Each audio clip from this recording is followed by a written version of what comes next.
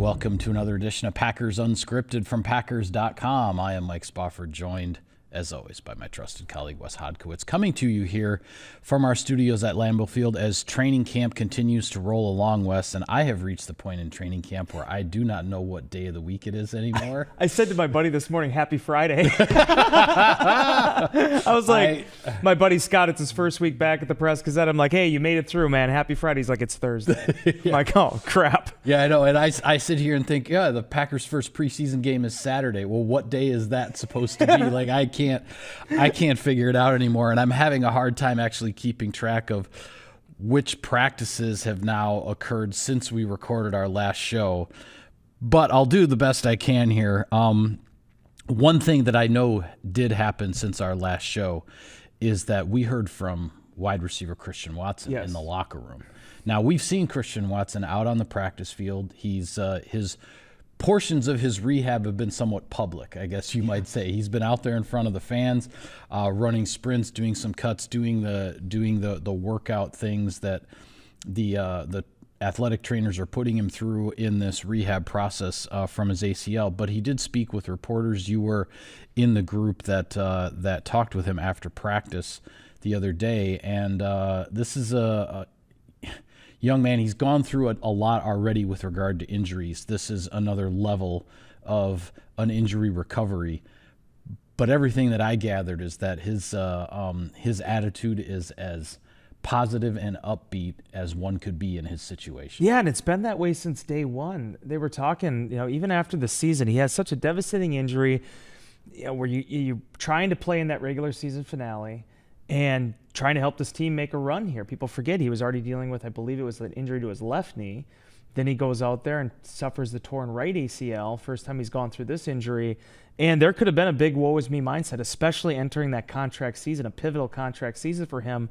And he didn't allow those thoughts to seep into his brain. He continued to push forward and immediately worked with the training staff, got the surgery done once the swelling went down, and figured out his process for how he was going to go about the rehab. He actually connected with Stephon Diggs, who had torn his ACL, I believe, about 2.5 months earlier, to kind of get some pointers on what to expect and get some advice on what he should be doing.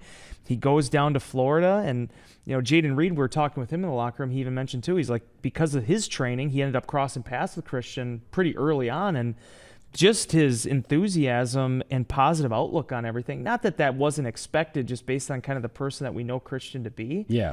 But his ability to kind of compartmentalize everything that happened in that Bears game and rechannel it towards trying to get back on the field as quickly as possible.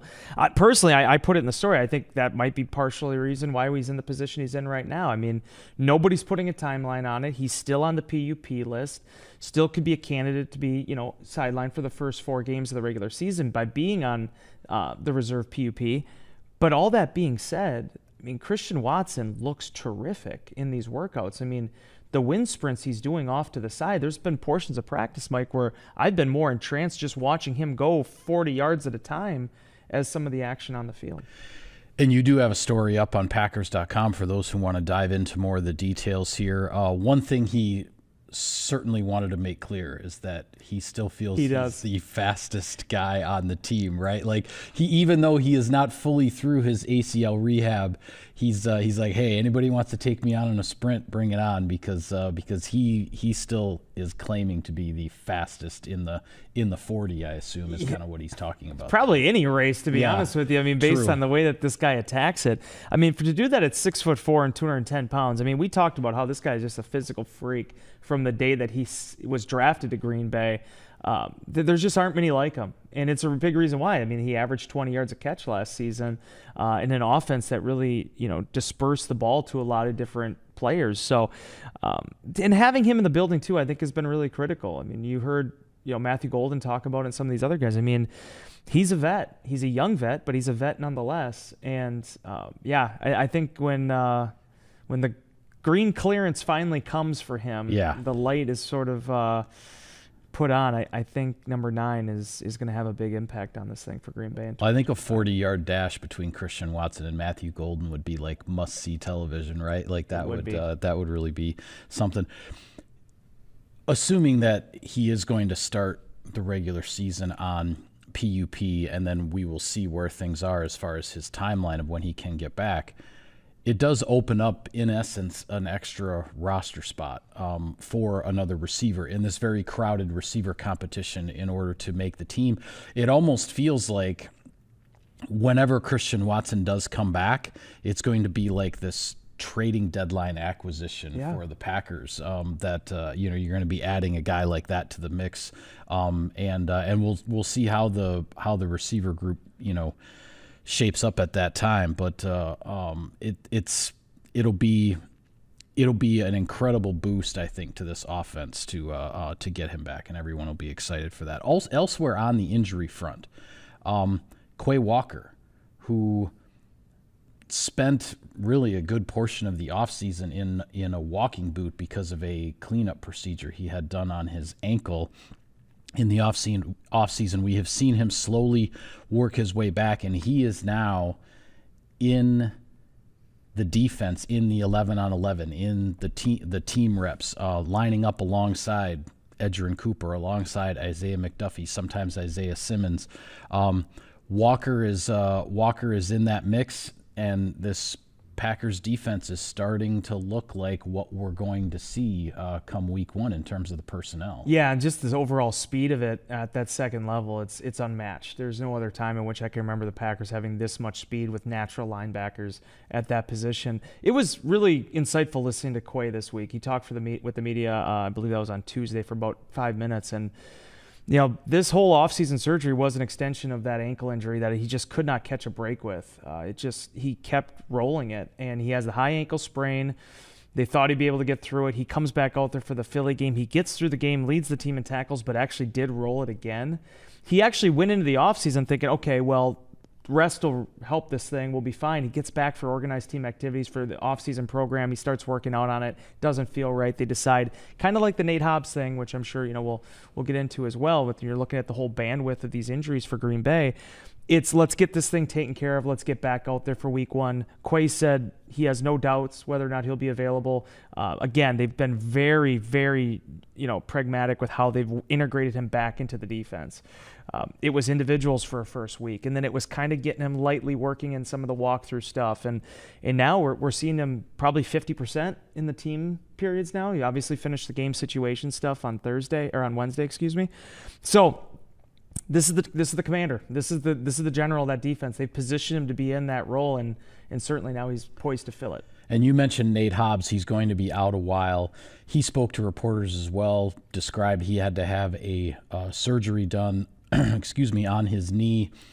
He doesn't seem to have any doubts that he'll be ready for week one as well, but it doesn't sound like we're going to be seeing him back on the practice field anytime soon. I mean, one thing that has done with Hobbs now sidelined is Carrington Valentine has sort of been elevated from, I guess you'd say, from a part-time guy with the number one defense to now he's a full-time guy with the number one defense, with Hobbs being out. But then other guys at cornerback have, sort of moved around the depth chart, getting their reps with the twos. And then, lo and behold, a familiar face is back in Corey Ballentine. Now we have to get into the whole Ballentine, and keeping all that straight again. I knew you would like that.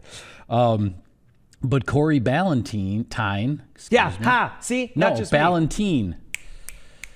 All right. Corey Ballentine Not just me. Spent the last 3 seasons with the Packers, was a free agent at the end of 2024. He signed a free agent contract with the Indianapolis Colts. It was not like a big money deal or anything, but he did get a chunk of money guaranteed, but things didn't work out for him in Indy. He didn't really get into that. I was part of the group that was speaking with him in the locker room the other day. He didn't really get into why it didn't work out in Indy, and you never really know exactly with these things anyway. But the Colts decided to release him in a fairly early stage of training camp, and the combination of Nate Hobbs' injury, Kamal Hadden, who's another young cornerback who's trying to find a place on the depth chart here in Green Bay, he is injured and currently out. And as we talked about, behind the main guys at cornerback, the Packers have a whole bunch of young guys that haven't been there and done that. A lot of talent, but a lot of unproven guys. So when Corey Ballentine is out there and available, and he knows the system, and he's been here, and he's been a big part of special teams and everything in the past. It just made all the sense in the world for Green Bay to go and get him. Not only that, he's very happy to be back, and he's excited to take another shot at making this roster. And not enough gets talked about. The Packers lost 4 cornerbacks in free agency. Well, 3, and then they cut Jair. Right. So they've had a pretty big shift in the cornerback room here. The Ballentine thing is just funny to me because it's almost kind of like the Batman and Joker thing. They're just, the Packers and Corey are just destined for each other. All roads eventually lead back to them being together. I don't know the situation in Indianapolis. I did do a lot of reading in the last few days, though, from what I gathered from the beat reports down there. It sounded like it's just kind of the Colts might have just sort of overstocked the cupboard a little bit. They have basically their first and second team are pretty much set on what they were using, so it was kind of hard for him to get into that second unit. So if you're a veteran player 6 years in, the Colts don't know if you're necessarily going to have a role for you. I mean, sometimes this is the best way to go about doing it, because then you land in Green Bay, which in addition to losing Nate Hobbs, so there's practice reps to be had there, this is a guy with scheme familiarity. And some people had asked me too, well, if the Packers wanted Ballentine back, why didn't they just bring him back? Well, that's not always how it works. I mean, look at what happened with Christian Welch last year. The Packers would have liked to have had him back on the practice squad. It didn't work out. He ends up in Denver. He ends up on the 53-man roster of the Ravens. And then the season ends, and now there's an opportunity to reunite. So what I love most about this cornerback room, though, when you made the point about Carrington Valentine, how much is his story right now mirroring Sam Shields? Now, Sam was an undrafted guy, and he was a converted receiver, but this is the same process Sam went through, was thrown into the fire right away, and then it took a little bit of time for him to find an established starting role. And Carrington has been game for all of it. He's kept a seventh-rounder's mindset while playing at a much higher level than that, where, when he does get put in there, he competes. And I've seen enough from him now to know, to really, truly believe that this guy can be a starter in this league. But it's just how the dominoes are going to fall. And you need to have depth in order to be able to weather injuries. And as we're seeing with this Hobbs situation here early in camp, this is another example of why you build the roster the way you do. Yeah, when you look back just 2 years ago to 2023, the whole Ballentine combination, those guys kind of, saved Green Bay's bacon in a lot of respects, because there were injuries all over the cornerback position. The defense was kind of scrambling to figure out what to do, and then it's like, okay, here's a veteran special teams guy in Ballentine. We'll put him in, and then you have, at that time, a rookie 7th-round pick in Valentine. Put him in there and see what he can do. And they both, to their credit, and it's also helped both of their careers moving forward, those guys both performed really, really well. Especially considering the circumstances that they were put in. So now both of those guys, a couple years older, they're in different places in their careers, and we may be seeing them in some respects on the field together again. A couple of guys that I know we talked about them already, but just have to say that I don't know how you feel. I feel like every day when we walk out there to the practice field to watch the action, and we spend most of our time concentrating on the 11-on-11 and the one-on-one reps that are going on. But there's two guys that just are impossible not to notice on the practice field every day. And to me, it's Romeo, Doubs, and Edgerrin Cooper, one on each side of the ball. I don't know if I've ever gotten this far into a training camp where that answer in some respects has been so easy. These guys, Doubs on offense and Cooper on defense, they're just a presence on the practice field every single day, and I think it bodes well for the seasons individually that those two guys are headed for. Outside of obviously Aaron Rodgers, I would say that it's Doubs 1A and Jordy Nelson 1B for the best practice players I've ever watched. In my time, you've had a few more seasons on me, but in my time covering the team in 14 years, when you talk about training camp practices, off-season practices, Jordy Nelson and Romeo Doubs, like those two guys, I think, whether it's the mentality, the skill set, the hands, what have you, they bring a certain level of tempo and professionalism each day that they're on the practice field.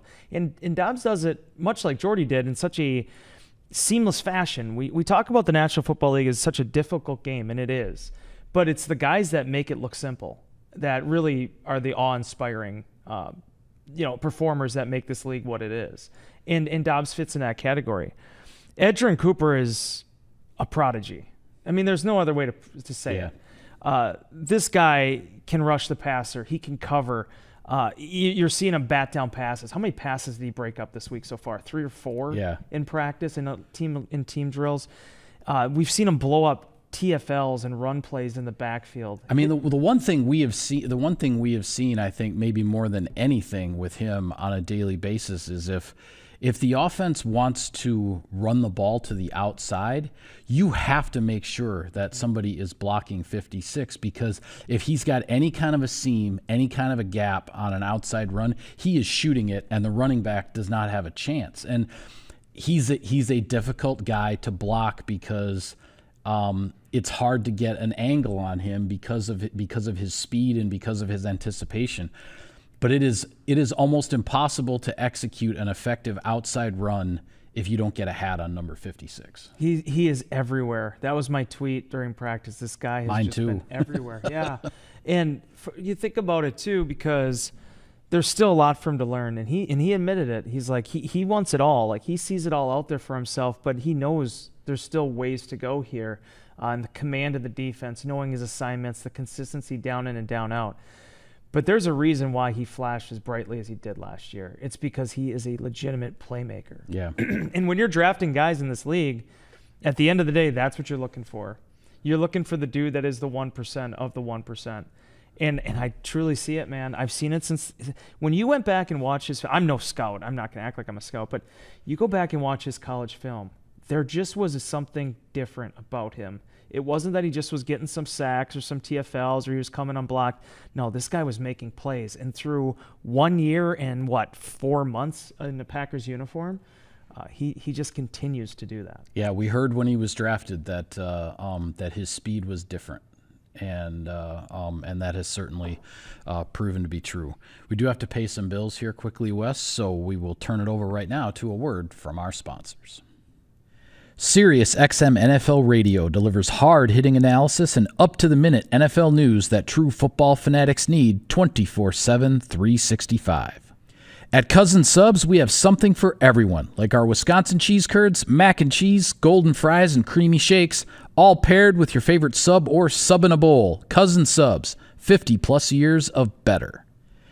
Pit Boss Grills, the official grill of Packers tailgating at Lambeau or at your house. Take your game day to the next level with a Pit Boss wood pellet grill. Pit Boss Grills available at Menards. Welcome back to Packers Unscripted. Wes, Saturday night at Lambeau Field will be the preseason opener. It's against the New York Jets. A lot of questions in the media swirling around about are their starters going to play or how much or are they not, and I don't even want to get into it because we don't know. Matt LaFleur is not tipping his hand here. He's basically just told all his guys to be ready to play, and then the coaching staff is going to make a decision. So I don't even want to get into that part of it, but what I do want to ask you is, first preseason game, what are you looking for? Well, first and foremost, Kenny Clark sure sounds like he thinks he's playing. Like, I mean, if Matt LaFleur is selling this and then going to tell the guys, "Are you done?" I think the guys are buying into this, the notion that they might be out there on Saturday night. Listen, what I love the most about the preseason, and you know me, you've had to read all my copy here the last 10 years. I'm the biggest proponent of the preseason. I love it. I am not driven by the almighty dollar. I think like a lot of this capitalistic, sort of leagues can be in the professional sense and now even somewhat in the amateur sense. This is where guys get opportunities. And you can't have a Carrington Ballentine. We can't talk about that if you don't initially give them those reps as their rookie and first years. And seeing a guy like Omar Brown, even on a stage like Family Night, kind of ball out and try to make his case for a roster. How many times over the years, Mike, have you and I been sitting here at these things, and we covered the first drive of the number one offense and defense, and then it's the second or third teamer that shines the rest of the afternoon. I love preseason's my favorite time of the year because I think the thing that's cool as a writer, I don't know if fans can relate to this, but we get to see these guys for 10, 11, 12 practices, and now we get to see them against another team. We get to see them finishing tackles. You get to see the actual what this is all built up to, and who rises to that challenge and who doesn't, who separates themselves and who falls behind. The stakes are so high, and they've never been higher now because of the reduction in the amount of preseason games. So I'm looking forward to seeing some of these young running backs that are going to get tons of opportunities with Emmanuel Wilson and Marshawn Lloyd both banged up right now. I think we're going to see the secondary. What safeties stand out with a position where I don't even know how much of a drop off there is. From where we're looking at with the Evan Williams to the Zane Andersons. I mean, there's such a small margin for error there, and then also just overall how the efficiency is of everything. The preseason's awesome, and I think it's going to be fun to have this thing at Lambeau Field and seeing how fans respond to it. I think there are a lot of things certainly to watch on Saturday night. If I were to narrow it down for myself, I'm narrowing it down to the first-round draft picks from the last 2 years. I'm going to have my eyes on more than anything, because presumably we're going to see Matthew Golden in game action in a Packers uniform for the first time, and I think that will be a treat in and of itself.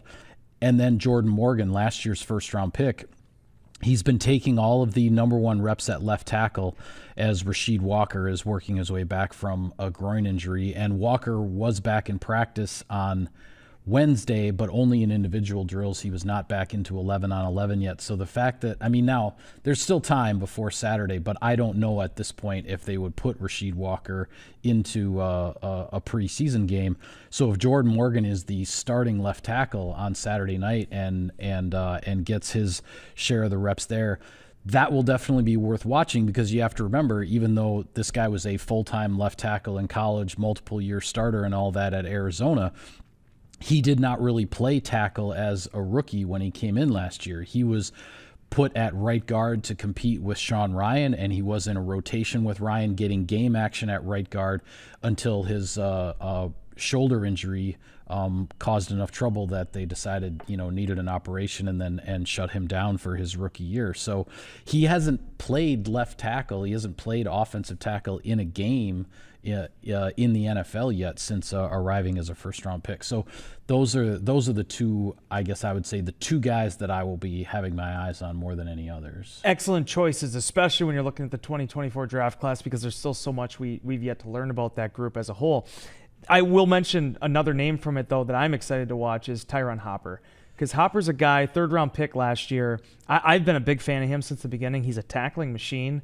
If you've been watching him in these practices, he's been kind of that number 2 Mike linebacker throughout camp. I think he's going to play a lot in these games. I would imagine, again, we'll see whether or not Quay goes. I would imagine then it's probably Isaiah McDuffie's going to be wearing the communication headset. But after that, I would imagine you're going to see a lot of Hopper in these games. Yeah. And he's the type of dude, if you remember last year in Denver, he basically didn't practice a whole lot. He was kind of getting his feet underneath him, and then he has 11 tackles. That was like the one highlight of that game against the Broncos, was just how all over the place he was. Packers, I was talking about all this depth they have. Inside linebacker encapsulates that. And Hopper's a guy, too, that I think is going to be fun to watch. Yeah, Hopper's a great one to point out. We saw him have a really, really good preseason game last year as a rookie. And it's funny when I watch him, my mind always goes back to what I like to say is an old friend of mine who used to work here, which was before you arrived. And, of course, I'm talking about Vic Ketchman. He always used to talk about linebackers as one of two types. They're either chasers or they're thumpers. Yeah. Tyron Hopper's a thumper. He's a thumper. He is a thumper. Dude. And that makes him worth watching at any time he's on the field. Oh, my goodness. When we did the live tackling drills, just seeing him attack guys. Yeah. This is a guy that is when the red is in his eyes when he sees the ball carrier for sure. And, he definitely sets a tone. All right. One last thing. Do you want to get back into this whole Hall of Fame? We can. Okay. I'm gonna lay it out here as quickly as I can. Please do. So, okay, you have two different ways essentially to get into the Hall of Fame. There's the modern era voting process, which are the players who have been retired for 5 years but retired for less than 25 years. There's an entire voting process that it whittles down to finalists, and then the finalists get their cases presented, and then everybody on the Hall of Fame selection committee gives an up or down vote, and if they get 80% of the vote, they get in. Other ways, there's the senior committee, which is guys who have been retired for longer than 25 years whose cases are being revisited. You also have coach category and contributor category. Now, those have been combined in the past, coach and contributor, that now they've become separate categories. But what used to happen is the senior committee nominees, the coach nominees, and the contributor nominees who made it all the way to the finalist stage, they would simply, after they go through this whole process and you get to the finalist stage, they would then have their cases presented in front of the committee for an up or down vote. And if they got 80%, they got in. If they didn't, they didn't. But most of the time, because the selections are so narrow, it narrows down so quickly. Most of the time, somebody who made it all the way to the finalist stage as a coach, as a contributor, or as a senior finalist would get in. What they did this year is they put forward 3 senior finalists, 1 coach, 1 contributor. The 1 coach was Mike Holmgren. One of the 3 senior finalists was Sterling Sharp, obviously. But what they decided to do, instead of having all of their cases presented individually for an up or down vote in front of the committee, is they said, okay, here are these 5 guys, coach, contributor, and senior finalists, and the committee can only vote for 3 of the 5, and then based on voting for 3 out of the 5, any individual still had to be on 80% of the ballots in order to get in. Extremely difficult threshold, much, much harder than it was in the past for the folks in these categories. Sterling Sharp was the only one of the 5 to survive that voting stringency, I guess I would say. Great word. And so out of those 5, the coach, contributor, and 3 senior finalists, Sterling Sharp was the only one to get in this year because of the new voting process. Extremely disappointing for Mike Holmgren. I think extremely unfair to those who are now in those categories and now facing a completely different voting process in terms of who gets in and who doesn't. But with that explanation as the entire background, I'll hand it back off to you. The Blue Ribbon Committee put forward their semifinals, their 9 semifinals for head coach candidate for the Hall of Fame last October. We just did the actual enshrinement, so it shows you how long this process goes. To select Mike Holmgren for that, to actually have all these people push him forward for this honor. Again, just 1, not 3, just 1 coach. Yep. I thought it was a slap in the face to the Blue Ribbon Committee, to be honest with you. I thought it was a slap in the face to everybody who's had to watch the Pro Football Hall of Fame continue to, in a lack of a better term, just gerrymander the way that they're doing this voting. Yeah. That's a good word, too, actually, the way this is going now. Every year it changes. And I've raised this several times. I have a huge problem with how they went about the Centennial slate. I felt like they used it as an opportunity to shoehorn in a lot of people from the more modern era when the initial reason behind it was the pre-Hall of Fame era. Right, and I actually looked that up. It was a group of 10 senior inductees as part of the Centennial class in 2020, and out of those 10, only 4 of them had completed their careers in the pre-Super Bowl era. That's not what that was supposed to be about. I mean, hats off to Bobby Dillon, Green Bay Packer. He got in. Great, good job. He got Bobby. in that way, but he was one of the only 4 when the thought was that Centennial class was supposed to really take a closer look at the guys from the first 50 years of the NFL before you got into the Super Bowl era, but that didn't happen. So you have the Vern Llewellyns of the world and whatnot are still out there and probably never going to get in now. Here's the point I was going to make. It was an up or down vote. The 20 Centennial class, either they all got in or nobody got in. We did that for the Centennial slate. Why aren't you doing that for the contributor and coach? Yeah. When we've already been to this point already.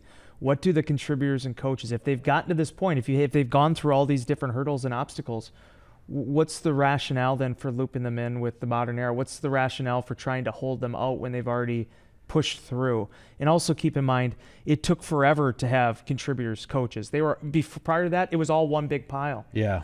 So now, if we're trying to catch up, if we're trying to right some wrongs here, why are we doing it like this? Yeah, I agree. It is what it is. And I think it's what I think, and I laid this out in a story that I posted earlier this week, and looking at the Bears have 32 Hall of Famers, the Packers have 29, the franchises with the 2 most, and how are the Packers potentially going to catch up at some point? What's really unfortunate for Mike Holmgren is that I don't think his chances are very good of getting pushed forward again to get another shot at this, because very soon Bill Belichick is going to be in the mix for coach. And of course, if you're only going to put forward one coach and Bill Belichick is eligible, how can he not be the guy? So and they changed that rule now too. So it's only 1 year. Okay. It's not 5 years or 4 years anymore, whatever it is for coach. Bill Belichick can go in the Hall of Fame, I believe, next year. So he's going to be in the mix very soon. And then you have a couple of 2-time Super Bowl winning coaches. I don't want to get into their, their candidacies at the moment, but just the fact that there are a pair of 2-time Super Bowl winning coaches in Mike Shanahan and Tom Coughlin, who are also waiting, and Holmgren was put forward in front of them this year. Mm-hmm.